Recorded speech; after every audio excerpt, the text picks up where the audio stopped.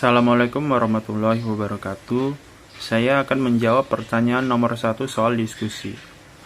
Menurut grup Anda, mengapa konflik bisa terjadi di H&M, apa penyebabnya, dan kenapa faktor penyebab konflik tersebut bisa ada?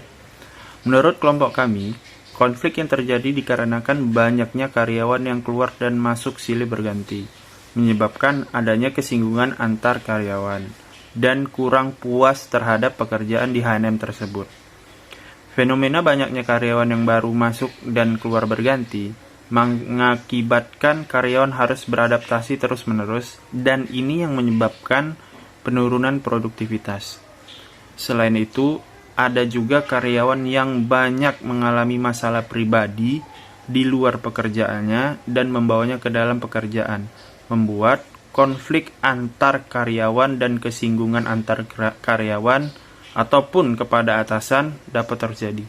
Sekian jawaban dari saya. Terima kasih. Assalamualaikum warahmatullahi wabarakatuh. Assalamualaikum warahmatullahi wabarakatuh. Nama saya Abdul Rahman Sitepu, NPM 1905160031. Di sini saya akan menjelaskan sedikit dari hasil diskusi kami dari topik yang berjudul konflik di perusahaan H dan M.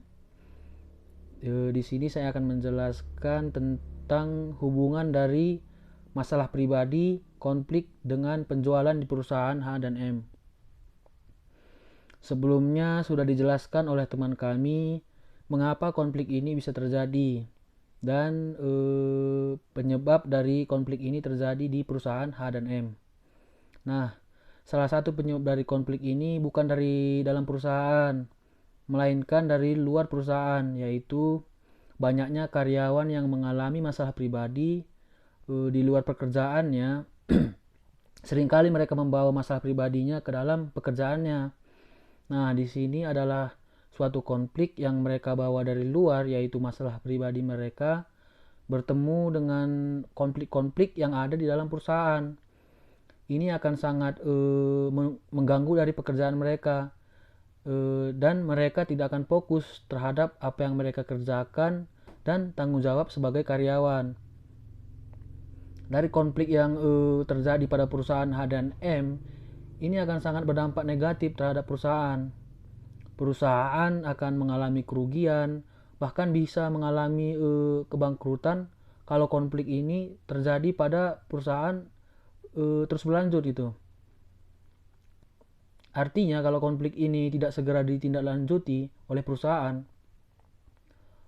konflik dan kondisi yang ada dalam perusahaan bisa saja menyebar luas ke publik, yang dimana jika hal itu terjadi, citra perusahaan akan tercoreng dan masyarakat tidak akan percaya terhadap perusahaan. Nah, akibatnya bisa berdampak bagi penjualan perusahaan tersebut.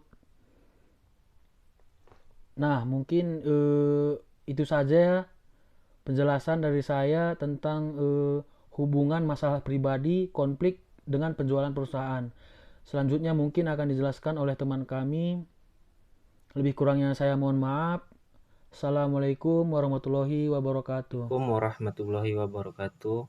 Saya Iqbal Pratama ingin menjawab pertanyaan nomor 3. Apa peran manajer SDM dalam mengendalikan segala konflik yang terjadi sehingga mampu memberikan manfaat atau kontribusi bagi perusahaan? Peran manajer SDM dalam mengendalikan segala konflik yang terjadi dan mencari pokok penyebab permasalahannya terlebih dahulu agar manajer mampu untuk mengendalikan permasalahan. Manajer harus mengumpulkan pihak-pihak yang berkonflik untuk melakukan musyawarah agar menemukan solusi yang terbaik. Manajer juga harus membuat keputusan yang dapat dan tidak merugikan pihak manapun agar tidak ada lagi permasalahan yang akan terjadi. Itulah jawaban yang bisa saya berikan. Sekian dan terima kasih. Saya Herdian ingin menjawab pertanyaan diskusi nomor 4. Kenapa faktor pemulihan sosial mampu mengendalikan konflik yang terjadi di suatu organisasi? Karena ada penyelesaian konflik dalam organisasi yang bersifat kreatif dan konstruktif, maka kepedulian sosial itu sangat penting diterapkan di suatu organisasi. Ketika adanya masalah dan kita sedang melakukan penyelesaian masalah, ketika ada anggota yang ingin menyampaikan aspirasinya atau argumentasinya, kita harus selalu saling menghargai dan tetap peduli apa yang disampaikan mereka. Karena ketika kita selalu bersifat menghargai dan peduli, maka tercapailah kesesuaian antar anggota, di mana para anggota memperagakan sikap dan perilaku atau tindakan yang harmonis. Jadi ketika kita sedang melakukan kegiatan-kegiatan sesuai perilaku kita yang baik, maka tidak ada lagi masalah di suatu organisasi. Assalamualaikum warahmatullahi wabarakatuh. Saya Iqbal Pratama ingin menjawab pertanyaan nomor 5. Sebutkan 4 poin pelajaran yang bisa diambil dari kasus di atas. Poin yang pertama, dengan perusahaan yang terkenal tidak bisa menjamin perusahaan tersebut tidak memiliki permasalahan. Poin yang kedua, masih kurangnya jiwa profesional karyawan dalam bekerja. Poin yang ketiga, ketika seorang karyawan mempunyai masalah pribadi, jangan membawa permasalahan pribadi ke pekerjaan. Takutnya akan menimbulkan kurangnya konsentrasi dalam bekerja. Poin yang keempat, kurang ketatnya peraturan perusahaan sehingga banyaknya terjadi keluar masuknya karyawan. Itulah yang bisa saya jawab. Sekian dan terima kasih ya.